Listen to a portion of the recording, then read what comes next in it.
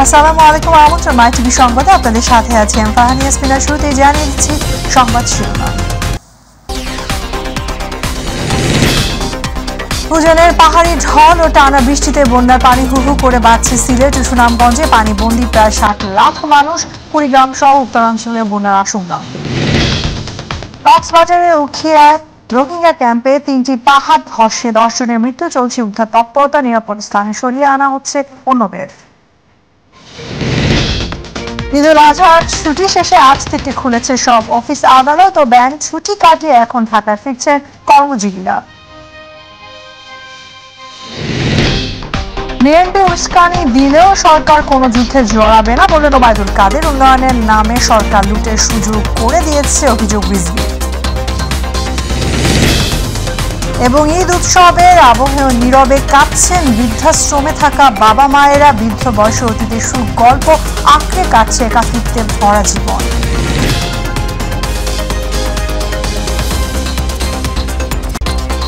দর্শক শুনছিলেন শিরোনামে বিস্তারিত সংবাদ। প্রবল বর্ষণে উজানের পাহাড়ি ঢল তলিয়ে গেছে সিলেট সুনামগঞ্জ। পানিবন্দী লক্ষাধিক পরিবার। রাতে না হলেও সকাল থেকে শুরু হয় অবিরাম বৃষ্টি। তলিয়ে গেছে শহরের প্রধান প্রধান সড়ক। দোকানপাট ব্যবসা প্রতিষ্ঠানে ঢুকে পড়ছে পানি। প্রাকৃতিক দুর্যোগের কারণে বন্ধ ঘোষণা করা হয়েছে সিলেটের সব পর্যটন কেন্দ্র। প্রতিনিধিদের পাঠানো তথ্যচিত্রে আরও জানাচ্ছেন শামস তাবরিজ উচ্ছ্বাস। পাহাড়ি ঢলের সাথে 2 দিন ধরে চলছে টানা ভারী বৃষ্টি। সিলেটে চলমান দ্বিতীয় দফার বন্যায় মহানগর ও জেলা জুড়ে প্রায় 4 লাখ মানুষ পানিবন্দী রয়েছে। এর মধ্যে মহানগরের 15টি এলাকায় 10,000 মানুষ বন্যা কবলিত। 20 দিনের মাথায় দ্বিতীয় দফায় বন্যায় আক্রান্ত হয়েছে সিলেট। সিলেট জুড়ে প্লাবিত হয়েছে 864টি গ্রাম ও এলাকা। এসব গ্রাম ও এলাকায় 3,71,507 জন মানুষ বন্যায় আক্রান্ত। জেলা ও মহানগর মিলিয়ে 619টি আশ্রয় কেন্দ্র খোলা হয়েছে। এর মধ্যে মহানগরে 80টি। পানি বাসা বাড়ি পুরাইলিছে সব। অনেক তো রান্না বাড়া জায়গা নাই, পাক করে যে খাইতো এর মতো ক্ষমতা নাই। টেকা আছে কিন্তু কেউ যাইতে পারেন না, যে বাজার করে আনিয়ে খাইতো। কেতা লাগে কোনো কোনো সিলেটে বন্যা হয়। সিলেটে বন্যা হইলে পানি। আমরা প্রায় 3 দিন থেকে এখানে মানে মতো জীবনযাপন করতেছি। আমাদের ঈদের আনন্দ ম্লান হয়ে যাচ্ছে। সিলেটে বন্যা পরিস্থিতি অবনতি হয় পানিবন্দীদের উদ্ধারে উপজেলা প্রশাসন প্রয়োজনীয় তৎপরতা চালাচ্ছে। সার্বিক পরিস্থিতি পর্যবেক্ষণে স্থাপন করা হয়েছে কন্ট্রোল রুম।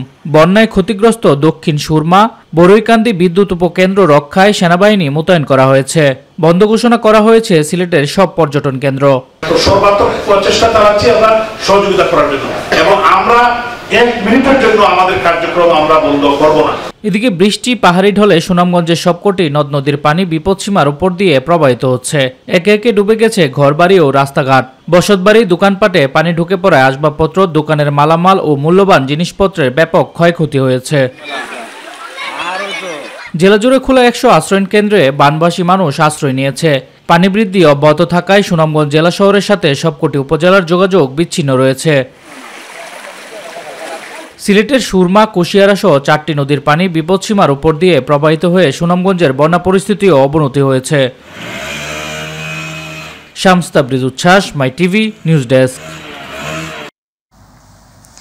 আগামী 2 দিন সিলেট সুনামগঞ্জের বন্যা পরিস্থিতি আরও অবনতির দিকে যাবে বলে জানিয়েছেন বন্যা পূর্বাভাস ও সতর্কীকরণ কেন্দ্রের নির্বাহী প্রকৌশলী সর্দার উদয় রায়হান। তিনি বলেন, শুধু সিলেটই নয়, ব্রহ্মপুত্র ও যমুনা নদীর পানি হু হু করে বাড়ায় কুড়িগ্রাম সহ আশেপাশের এলাকাও বন্যা হতে পারে। অন্যদিকে আবহাওয়া অফিস জানিয়েছে সিলেট ও চট্টগ্রামে প্রবলভাবে পাহাড় ধসের আশঙ্কা রয়েছে। এছাড়া ঢাকা, খুলনা ও বরিশালে আগামী 48 ঘন্টায় বৃষ্টিপাতের পরিমাণ আরও বৃদ্ধি পাবে। বিস্তারিত আমেনা হীরা রিপোর্টে। গত কয়েকদিনের অবিরত হালকা ও ভারী বর্ষণ এবং ভারত থেকে নেমে আসা পাহাড়ি ঢলে দ্বিতীয় দফা বন্যায় প্লাবিত সিলেট। বন্যায় বাড়িঘর, রাস্তাঘাট প্লাবিত হয়ে পৌরসভার বিভিন্ন বাসাবাড়ি ও দোকানপাটে পানি ঢুকে ব্যাপক ক্ষয়ক্ষতি হয়েছে। সিলেটের 12 উপজেলাতেই ঢুকেছে বন্যার পানি। কোথাও কোথাও পরিস্থিতি অপরিবর্তিত থাকলেও পানি বেড়ে নতুন করে বেশ কিছু এলাকা প্লাবিত হয়ে বন্যা হয়। আর এমন পরিস্থিতি কতদিন অব্যাহত থাকবে তা জানিয়েছে বন্যা পূর্বাভাস ও সতর্কীকরণ কেন্দ্র। আগামী 48 ঘন্টা পর্যন্ত দেশের উত্তরাঞ্চল, উত্তর পূর্বাঞ্চল এবং তৎসংলগ্ন উজানে ভারী থেকে অতি ভারী বৃষ্টিপাতের সম্ভাবনা রয়েছে। এর ফলে বর্তমানে উত্তর পূর্বাঞ্চলের প্রধান নদীর পানি বৃদ্ধির যে প্রবণতা সেটা আগামী 48 ঘন্টা পর্যন্ত অব্যাহত থাকতে পারে এবং এর ফলে মূলত সিলেট, সুনামগঞ্জ এবং নেত্রকোনা জেলার কিছু কিছু অঞ্চলে চলমান বন্যা পরিস্থিতির কিছুটা অবনতি হতে পারে আগামী 2 দিনে। ভারী বৃষ্টি অব্যাহত থাকায় সিলেট নগরীর অনেক এলাকায় বন্যার পানি ক্রমেই বাড়ছে। তবে 7 দিনের মধ্যেই সিলেটের পানি নেমে যাবে। একই সাথে ব্রহ্মপুত্র ও যমুনা নদীর পানি বেড়ে যাওয়ায় তৎসংলগ্ন এলাকায়ও আশঙ্কা রয়েছে বন্যার, জানান বন্যা পূর্বাভাস ও সতর্কীকরণ কেন্দ্র নির্বাহী প্রকৌশলী সর্দার উদয় রায়হান। দেশের উত্তরাঞ্চলে তিস্তা, ধরলা ও দুধকুমার নদীর পানি বর্তমানে বৃদ্ধি পাচ্ছে। এই অঞ্চলেও আগামী 48 ঘন্টা পর্যন্ত ভারী বৃষ্টিপাতের পূর্বাভাস থাকায় আগামী 2 দিন পর্যন্ত এই নদীগুলোর পানি বৃদ্ধি পেতে পারে এবং কুড়িগ্রাম, লালমনিরহাট এবং রংপুর জেলার কতিপয় নিম্নাঞ্চলে স্বল্পমেয়াদী বন্যা পরিস্থিতির সৃষ্টি হতে পারে। এদিকে আগামী কয়েকদিন সিলেটে টানা বৃষ্টির পূর্বাভাস দিয়েছে আবহাওয়া অধিদপ্তর। একই সাথে সিলেট ও চট্টগ্রামে প্রবলভাবে রয়েছে পাহাড় ধসের আশঙ্কা। চট্টগ্রাম বিভাগ এবং সিলেট বিভাগে যে পাহাড়ি অঞ্চলগুলো আছে, পাহাড় ধসের একটা সম্ভাবনা আছে। বরিশাল বিভাগের অনেক জায়গাতে ভারী বৃষ্টিপাতের সম্ভাবনা আছে। তবে বৃষ্টিপাতের প্রবণতা আস্তে আস্তে একটু বৃদ্ধি পাবে বরিশাল সহ ঢাকা বিভাগে। আমেনা হীরা, মাই টিভি, ঢাকা। কক্সবাজারে উখিয়া রোহিঙ্গা ক্যাম্পে 3টি পাহাড় ধসে 10 জনের মৃত্যু হয়েছে। এর মধ্যে 2 জন বাংলাদেশি রয়েছে। গত রাত 3টার দিকে ব্লক 9-এর একটি পাহাড় ধস হয়। এতে মাটি চাপা পড়ে 2 রোহিঙ্গার মৃত্যু হয়। পরে ভোরে আরও একটি পাহাড় ধসে 4 রোহিঙ্গার মৃত্যু হয়। এর কিছুক্ষণ পরে আরেকটি পাহাড় ধসের ঘটনায় 2 বাংলাদেশি সহ 3 জনের মৃত্যু হয়। এখন পর্যন্ত 10 জনের মরদেহ উদ্ধার করা হয়েছে বলে নিশ্চিত করেছে ফায়ার সার্ভিস। ঘটনার পরপরই পাহাড়ে বসবাসরত সব মানুষদের নিরাপদ স্থানে সরিয়ে আনা হচ্ছে। মাইকিং করে করা হচ্ছে সচেতন। কক্সবাজারে গত কয়েকদিন ধরে বৃষ্টিপাত অব্যাহত রয়েছে। পবিত্র ঈদুল আজহার ছুটি শেষ হয়েছে। আজ থেকে দেশের সব অফিস আদালত খুলেছে। প্রথম দিন বিভিন্ন সরকারি বেসরকারি অফিসে কর্মকর্তা কর্মচারীদের উপস্থিতি রয়েছে কম, তেমন কর্মব্যস্ততাও নেই দপ্তরগুলোতে। কর্মকর্তা ও কর্মচারীদের প্রথম দিন কাটছে ঈদের শুভেচ্ছা ও কুশল বিনিময়ের মধ্য দিয়ে। এদিকে সংসদ সচিবালয়ে দর্শনার্থীদের ভিড় আজকে নেই বললেই চলে। এদিকে আজ থেকেই কার্যকর হচ্ছে সব সরকারি অফিস ও ব্যাংকের নতুন সূচি। নতুন নিয়মে ব্যাংকের লেনদেন শুরু হবে সকাল 10টায়, যা চলবে বিকেল 4টা পর্যন্ত। আর ব্যাংকগুলোর অফিস খোলা থাকবে সকাল 10টা থেকে বিকেল 6টা পর্যন্ত।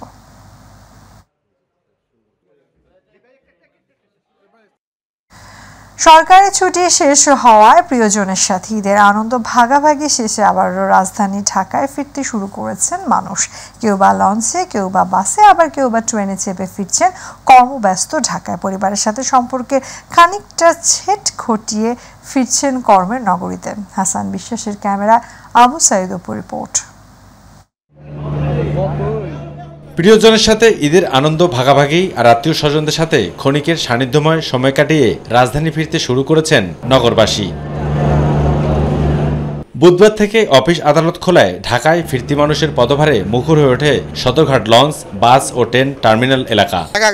বাড়ির ফ্যামিলি খাবে, ভালো থাকবে, বাঁচার তাগিদেই তো চলে আসে তাদের স্বাভাবিক জীবনযাত্রার চলাফেরা। রাজধানীর সড়ক ফাঁকা থাকলেও সদরঘাট লঞ্চ, সায়দাবাদ, মহাখালী ও গাবতলী বাস টার্মিনালে ছিল মানুষের উপচে পড়া ভিড়। চাকরি, জীবন জীবিকার তাগিদে আবার ছুটে আসতে হয়। বাচ্চা পড়াশোনা আছে, নিজের সংসার, তার জন্য চলে আসতে। আপ্রাণ চেষ্টা করছি যেন গর্ভমুখা মানুষ নির্বিঘ্নে বাড়ি যেতে পারে, সেজন্য আমরা কাজ করেছি। ট্রেনে আসা রাজধানীমুখী মানুষের সংখ্যা ছিল অনেক বেশি। কমলাপুর রেল স্টেশনে ছিল হাজারো মানুষের ঢল।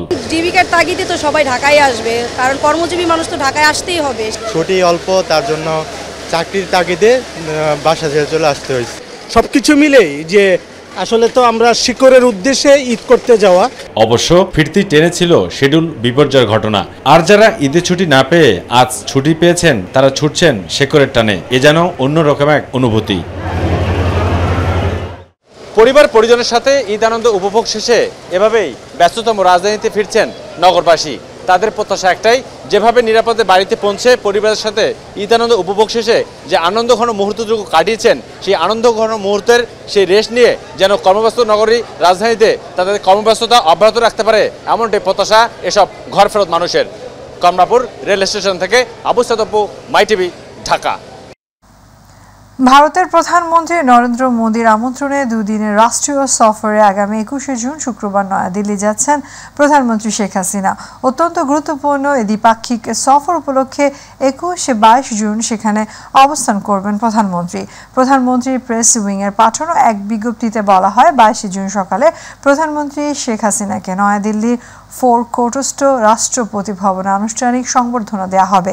প্রধানমন্ত্রী সশস্ত্র সালাম গ্রহণ ও গার্ড অব অনার প্রদর্শন করবেন। এরপর প্রধানমন্ত্রী শেখ হাসিনা রাজঘাটে অবস্থিত মহাত্মা গান্ধীর সমাধিসৌধে পুষ্পস্তবক অর্পণ ও পরিদর্শন বইয়ে স্বাক্ষর করবেন। একই দিনে ভারতের প্রধানমন্ত্রী নরেন্দ্র মোদীর সঙ্গে আনুষ্ঠানিক বৈঠক উপলক্ষে হায়দ্রাবাদ হাউসে যাবেন প্রধানমন্ত্রী শেখ হাসিনা। সেখানে দুই প্রধানমন্ত্রীর একান্ত বৈঠক অনুষ্ঠিত হবে। পরে আরও কিছু কর্মসূচিতে অংশ নেওয়ার কথা রয়েছে প্রধানমন্ত্রীর।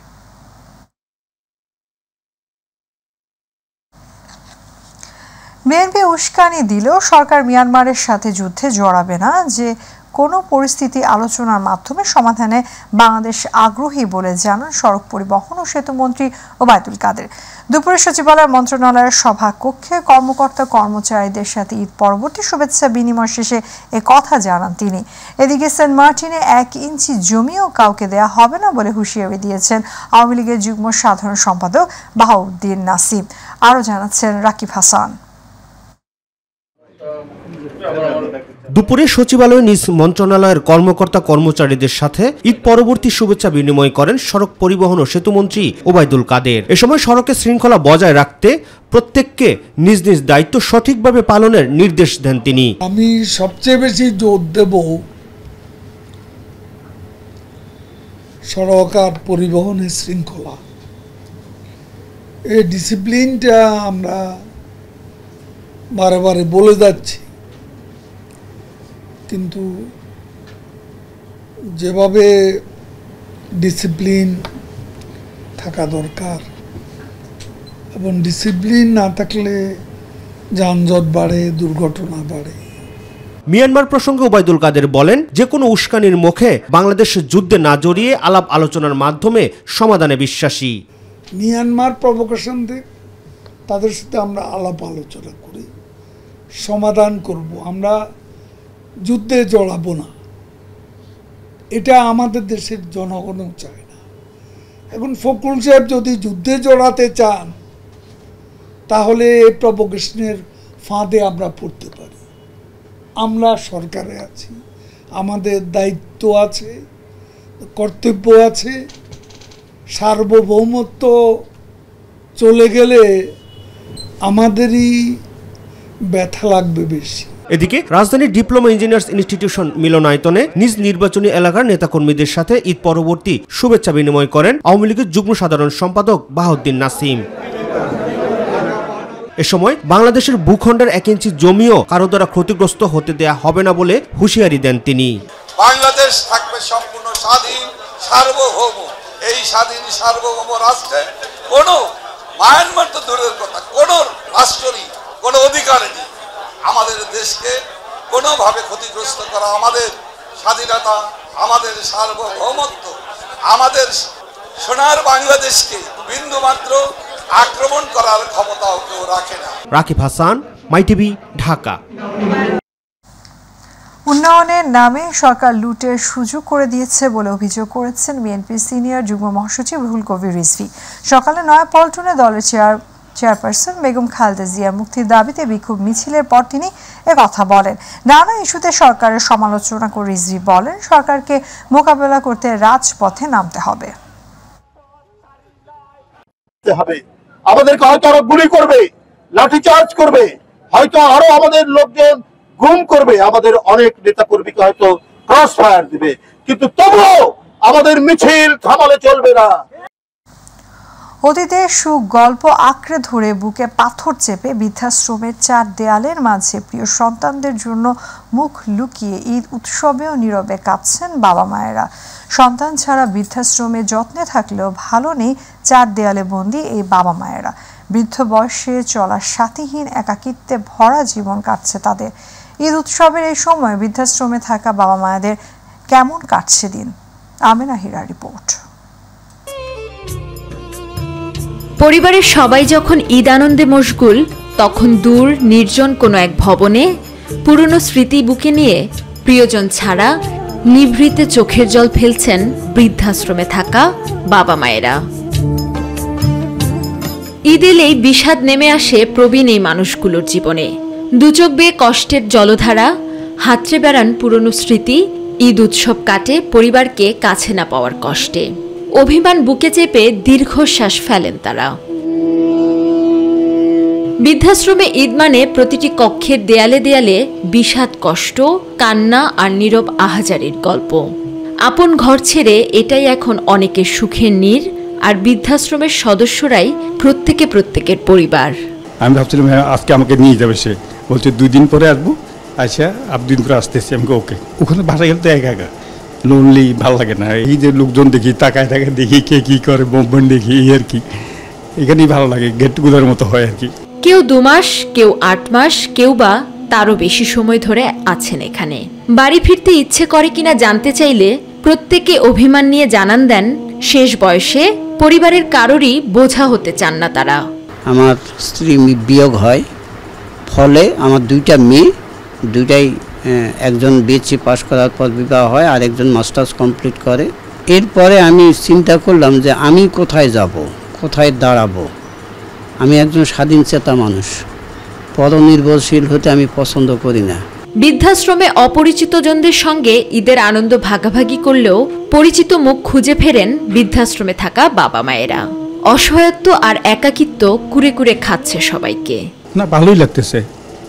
কষ্ট থাকে, একা একা থাকা, আইসোলেটেড অবস্থা থাকা, লোনলি থাকা, বা কোনো না পারলে এই কষ্ট লাগে। মানুষ তো আর সব এক নেচারের না, যার ভাগ্যে যেরকম। ভাস্তার ঘরের নাতি জব করে, তাদের ইচ্ছা যে দাদু তুমি একাই থাকবে কেন, আমার এখানে আসো। আমি বলছি না, আমি ডিপেন্ডেন্ট হব না। ঈদের দিন থেকে রান্নাঘরে চলছে বৃদ্ধ বাবা মায়েদের জন্য বাহারি খাবারের আয়োজন। নানান পদের খাবার থাকলেও উৎসবের দিনে প্রিয়জন ছাড়া মুখে রুচ্ছে না। প্রত্যেকেরই মনে পড়ছে পুরনো স্মৃতি আর নিষ্ঠুর প্রিয় মানুষগুলোর কথা। তারপরও তাদের অসহায়ত্ব আর একাকিত্ব ঘুচিয়ে হাসি ফোটানোর চেষ্টা করছেন বৃদ্ধাশ্রমের কর্মকর্তারা।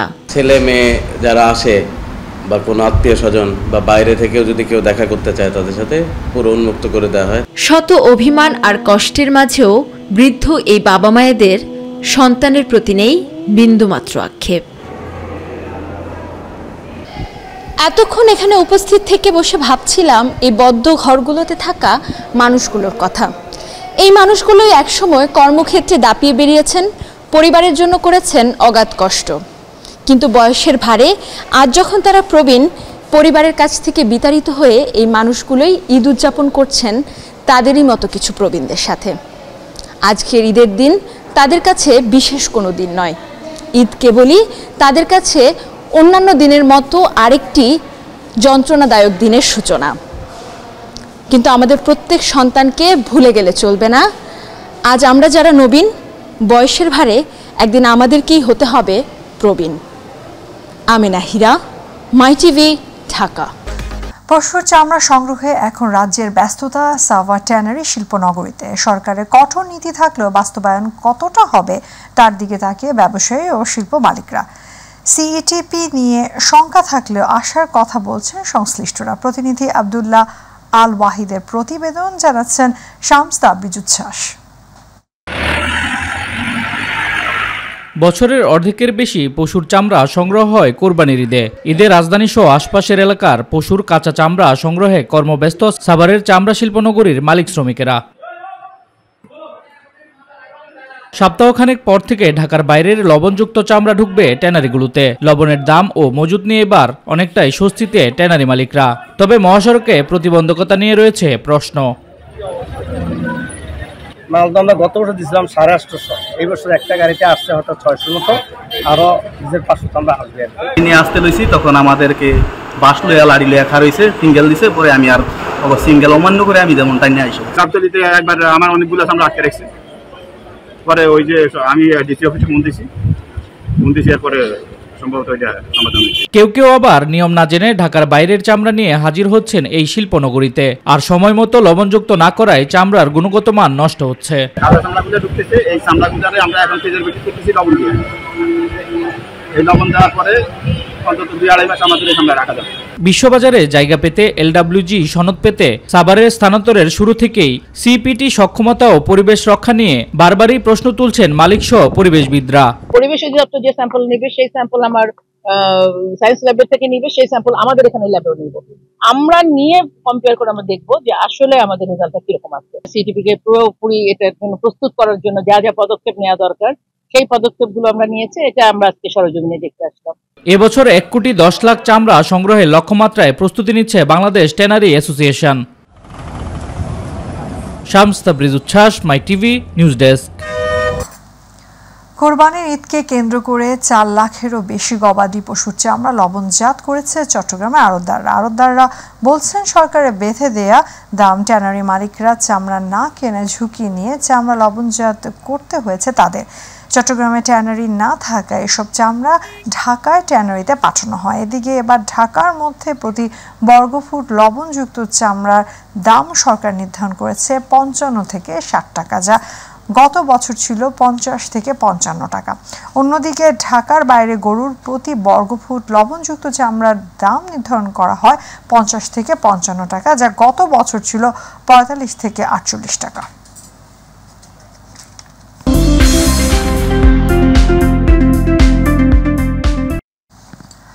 মালয়েশিয়ায় বসবাসরত যে সমস্ত বাংলাদেশি শ্রমিক কর্মচারী কোরবানি দেওয়ার সামর্থ্য নেই তাদের জন্য পশু কোরবানি দিয়ে শতাধিক প্রবাসীদের হাতে মাংস তুলে দিয়েছেন বাংলাদেশি মালিকানাধীন একটি কোম্পানির মালিক।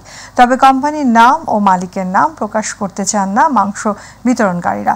মালয়েশিয়ার প্রতিনিধি আশরাফুল মামুন জানান, ঈদের পরের দিন কুয়ালালামপুরের গুমবাগ সরকার নির্ধারিত স্থানে পশুগুলো কোরবানি দিয়ে বিকেল পর্যন্ত চলে এই মাংস বিতরণের কার্যক্রম। এ সময় প্রবাসীরা কোরবানির মাংস পেয়ে কৃতজ্ঞতা ও সন্তোষ প্রকাশ করে সকল প্রবাসীদের পাশে দাঁড়াতে সামর্থ্যবানদের এগিয়ে আসার আহ্বান জানান তারা।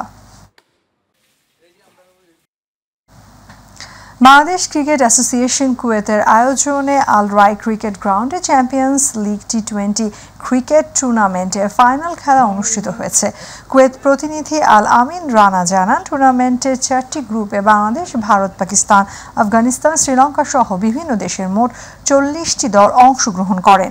দীর্ঘ 1 বছর ধরে চলা টুর্নামেন্টে ভারতের 2টি দল AP11 এবং চেন্নাই ফায়ার বয়েজ ফাইনালে ওঠে।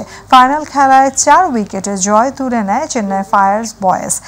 খেলা শেষে সংগঠনের ভারপ্রাপ্ত সভাপতি মোহাম্মদ সরওয়ার্দি সারোয়ারের সভাপতিত্বে এবং সাধারণ সম্পাদক মোয়াজ্জেম হোসেনের সঞ্চালনায় পুরস্কার বিতরণী করা হয়। বিদেশের মাটিতে প্রবাসীদের খেলাধুলা সহ দৈনন্দিন ঘটনা সংবাদ মাধ্যমে তুলে ধরে বিশেষ অবদান রাখায় মাই টিভির কুয়েত প্রতিনিধি আল আমিন রানাকে সম্মাননা প্রদান করা হয় বাংলাদেশ ক্রিকেট অ্যাসোসিয়েশন কুয়েতের পক্ষ থেকে। বৃহত্তর নোয়াখালী সোসাইটি বাহরাইনের আয়োজনে ঈদ পুনর্মিলনী ও ফুটবল প্রীতি ম্যাচে অনুষ্ঠিত হয়েছে।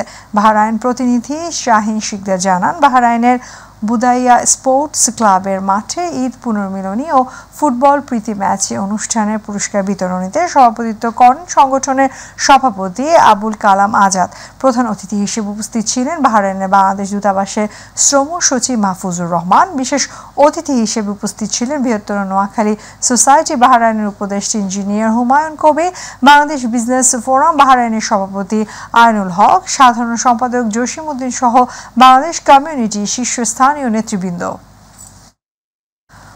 সংবাদ শেষ করব ভয়ঙ্কর রাসেল ভাইপারের খবর দিয়ে। রাসেলস ভাইপার ভারতীয় উপমহাদেশের অন্যতম বিষধর সাপ। সাপটি প্রায় 100 বছর আগে বাংলাদেশ থেকে প্রায় বিলুপ্ত হয়ে গিয়েছিল, কিন্তু কয়েক বছর থেকে আবার এই সাপের দংশনের ঘটনা দেখা যাচ্ছে। সম্প্রতি ঢাকার কাছে মানিকগঞ্জের কিছু এলাকায় বিষধর রাসেল ভাইপারের দংশনে মৃত্যুবরণ করেছে অন্তত 5 জন। কিভাবে বাংলাদেশে ফিরে এলো সাপ তা জানাচ্ছেন আতিকুর রহমান তিতাস।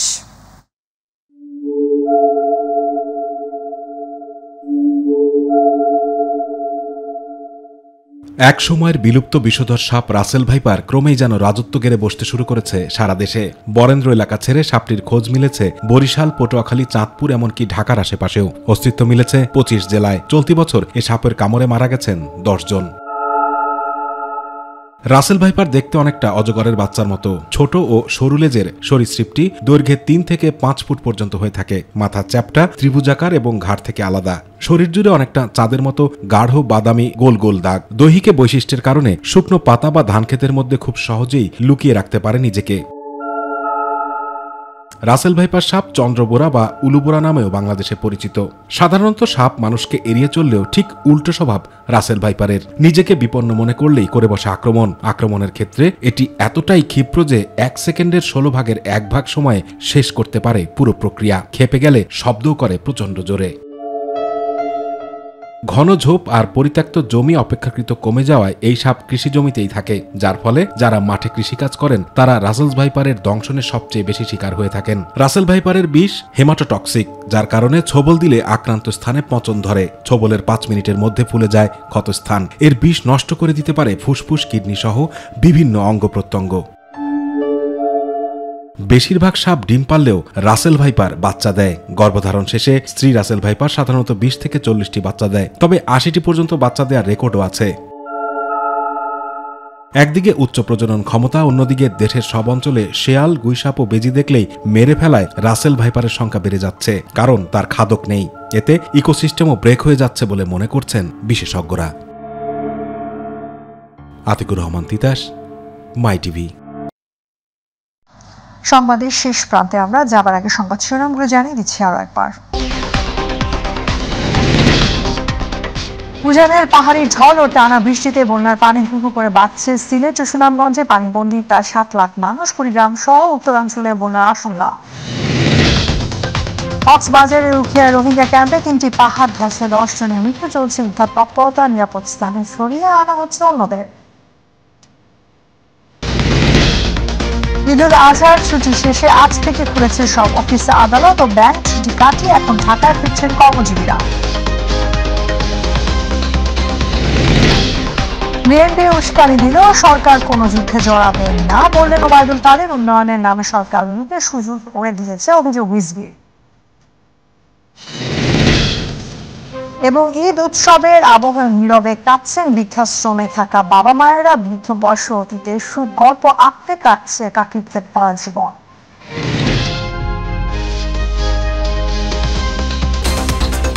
এ ছিল আমাদের এখনকার আয়োজন। পরবর্তী সংবাদ দেখার আমন্ত্রণ জানিয়ে এখনকার সংবাদ এখানে শেষ করছি। আল্লাহ হাফেজ।